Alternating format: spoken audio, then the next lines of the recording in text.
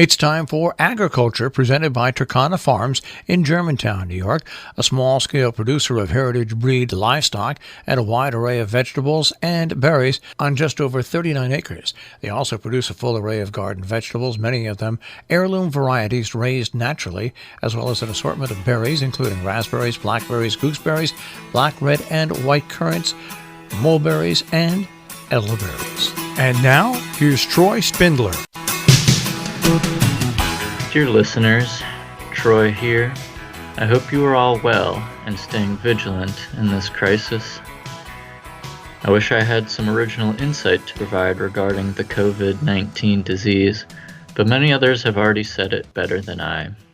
Practice good hygiene, avoid unnecessary interpersonal contact, prioritize care and resources for people with compromised immune systems, and don't let fear guide you.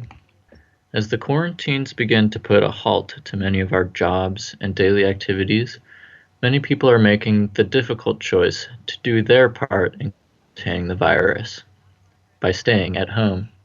It feels wrong in a way, as a crisis usually calls for action rather than the opposite. However, as far as communicable diseases are concerned, preventing yourself from getting infected and transmitting it to others goes a long way towards saving lives. I, for one, have been doing a stellar job of quarantining myself on the farm for the past 2 weeks, something for which I've been practicing all year.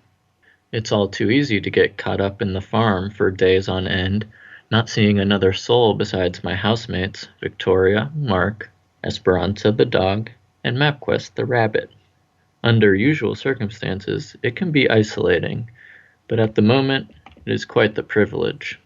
Very few people have access to wide-open outdoor spaces with no humans and plenty of interesting animals to keep them company. I do not take it for granted.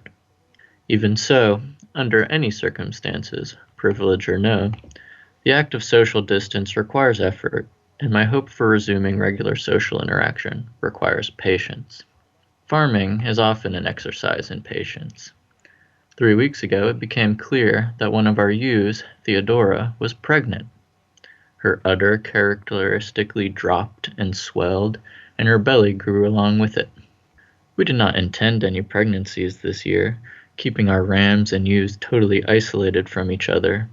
So, either this was an immaculate conception, or we left a gate open at one point along the way. We can't know for sure. Either way, we began anticipating with joy the birth of at least one little John this spring, and 3 weeks later, still we anticipate. Theodora seemed quite far along when we found out she was pregnant, and ever since then we've been saying, "Any day now, be on the lookout."